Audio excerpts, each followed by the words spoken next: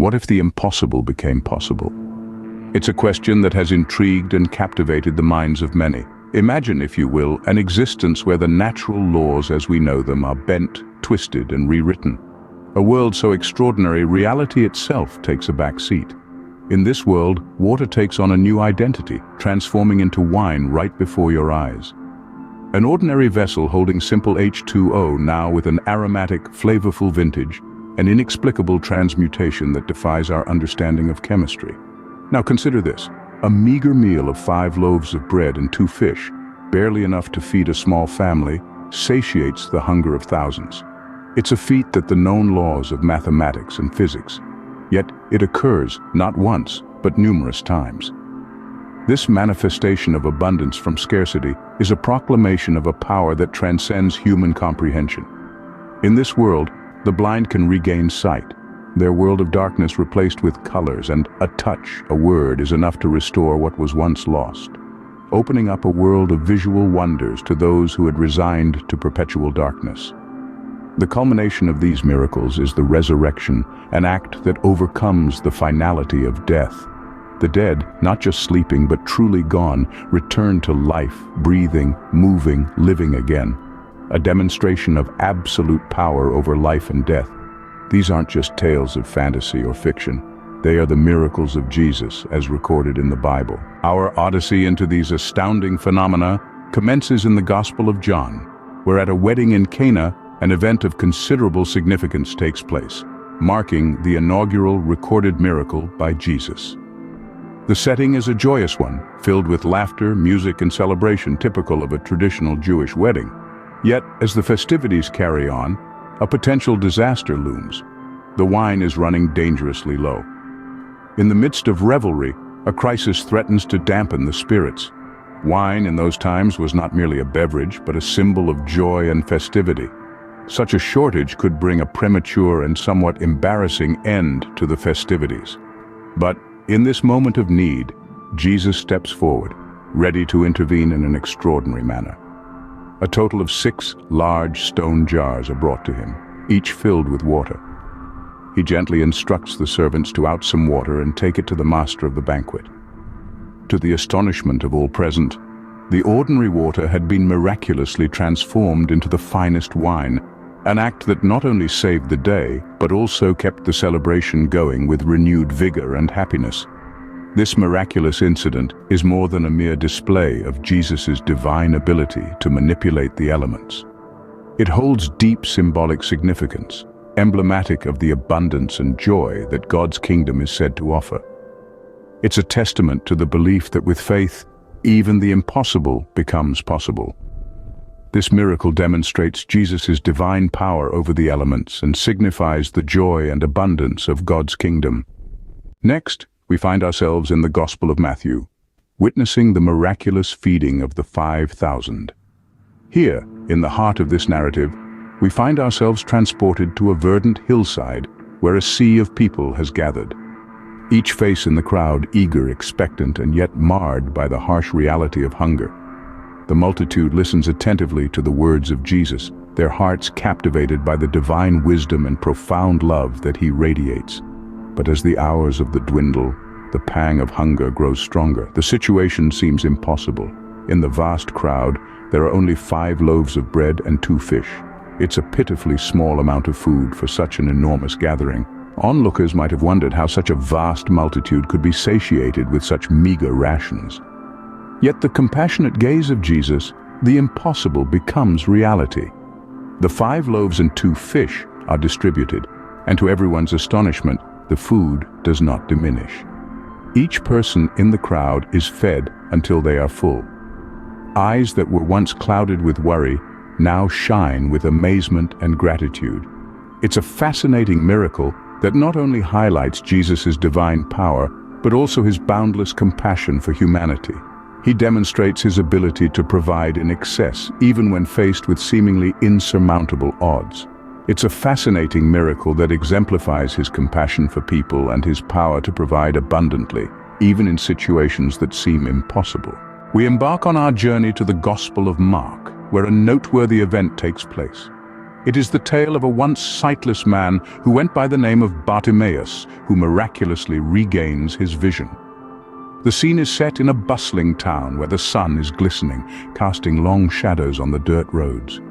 The air is filled with anticipation of a miracle that is about to unfold. In this tale, we are not merely witnesses to the regaining of physical sight, but the discovery of a spiritual vision that transcends of the human eye. The protagonist of this story is a humble man named Bartimaeus, who had been devoid of sight since his birth. Despite his blindness, Bartimaeus perceives the world around him with a clarity that eludes many who are bestowed with sight. One day, as would have it, Bartimaeus hears the murmur of a crowd that heralds the arrival of Jesus. The hope that fills his heart is palpable as he stumbles through the crowd, reaching out to the figure that is said to perform miracles. "Your faith has made you well," Jesus tells him, and as the words resonate through the air, Bartimaeus regains his sight. This moment was far more than a mere physical healing. It was a profound lesson about faith and spiritual enlightenment. A testament to the faith of a man and the power of belief, this story serves as a reminder that miracles, both physical and spiritual, are possible when we truly believe. Our exploration of miracles wouldn't be complete without the most dramatic of them all, found in the Gospel of John.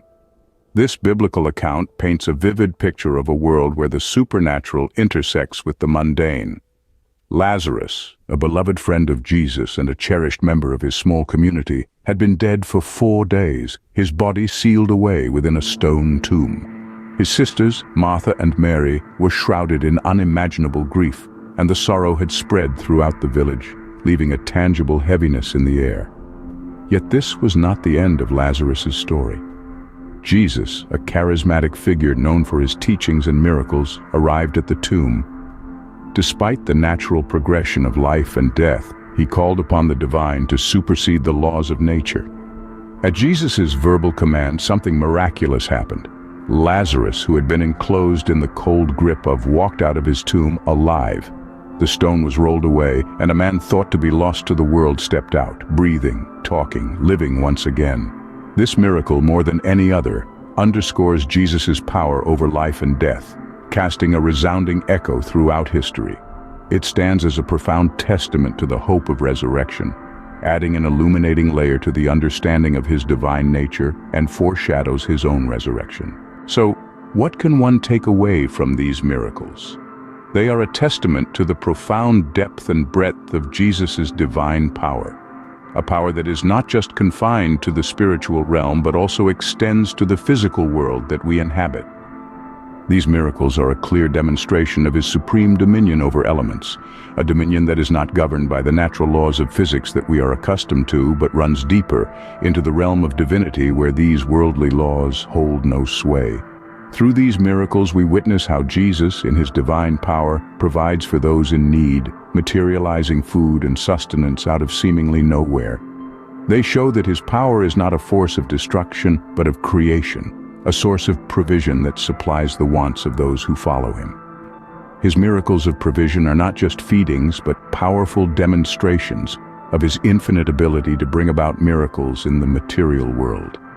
But his divine power doesn't stop at provision. It moves towards healing, mending the sick and making the lame walk again. His miracles of healing are not simply acts of curing physical ailments, but profound demonstrations of his loving kindness and empathy towards suffering. And perhaps the most astounding aspect of his divine power is his dominion over life and death. He raised the dead, breathed life back into lifeless bodies, demonstrating that his power is not confined by the mortal coil. His miracles over life-death serve as powerful reminders of his authority over everything in existence. Yet these miracles aren't merely exhibitions of formidable power. They're acts of compassion, responding to human need and suffering. They underscore the fact that Jesus, in all his divine glory, is not an unfeeling deity lording over his subjects, but a compassionate figure responding to their needs, sharing their pain and alleviating their suffering. Second, these miracles teach profound spiritual lessons. Let's delve deeper into this. The first miracle we take into account is the one at Cana. This is where we start to understand about the happiness and plenitude that comes from God's kingdom.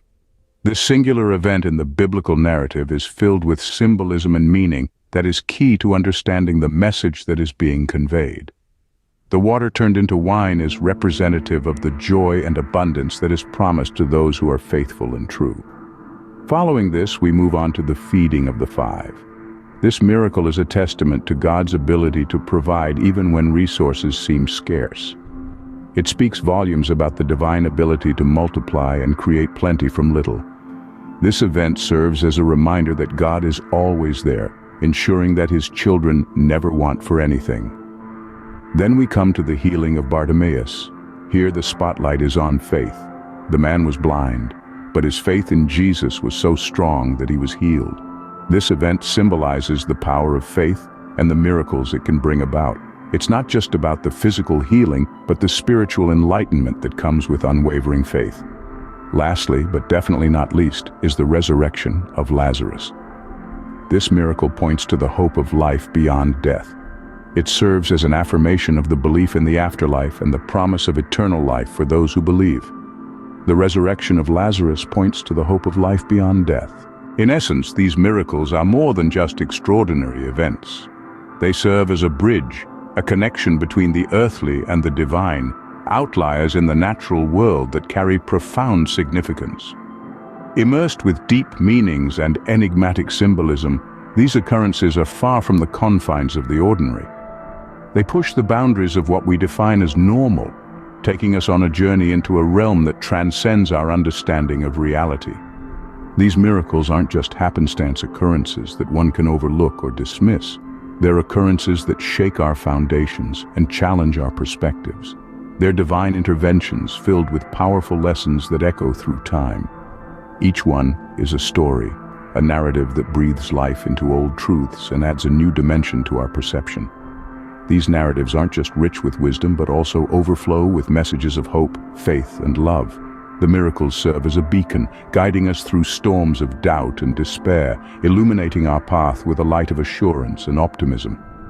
They remind us of the transformative power of belief, the silent, steadfast strength of faith, and the boundless force of love. They serve to show us that there is a higher order to things, a cosmic unfolding that we are a part of, a reminder that in the realm of the divine, the impossible becomes possible. So, let us embrace these miracles, these divine interventions, and let them guide us towards a better understanding of our place in the grand scheme of things.